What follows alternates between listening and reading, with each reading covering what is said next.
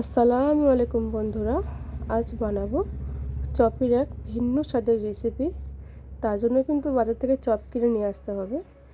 চপগুলো নিয়ে এসে আমি কড়াইয়ের মধ্যে তেল গরম করে নিয়েছি। কুচনো পেঁয়াজ, কুচনো কাঁচা লঙ্কা, কুচনো আলু দিয়ে দেবো। কিন্তু না দিলে কিন্তু রান্নাটা হবে না, এগুলো কিন্তু মাস্ট লাগবেই।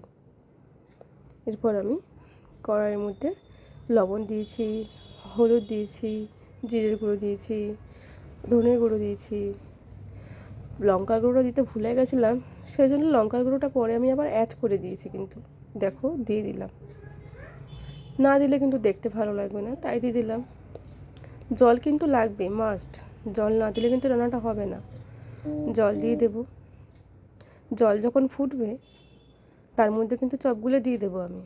চপ দিয়ে দিলে আমি ঢাকা দিয়ে রেখে দেবো। সিদ্ধ তো হতে যাবে, চপ তো রান্না করাই থাকে, আলুগুলো কিন্তু সিদ্ধ হতে হবে। আলুগুলো সিদ্ধ যখন হয়ে যাবে তখন কিন্তু নামিয়ে নেব আমি এই রান্নাটা। দেখো কি সুন্দর লাগছে রান্নাটা। এই রান্নাটা আমি ছোটোবেলায় নানিমাকে করতে দেখেছিলাম এবং নানিমার কাছ থেকে আমার রান্না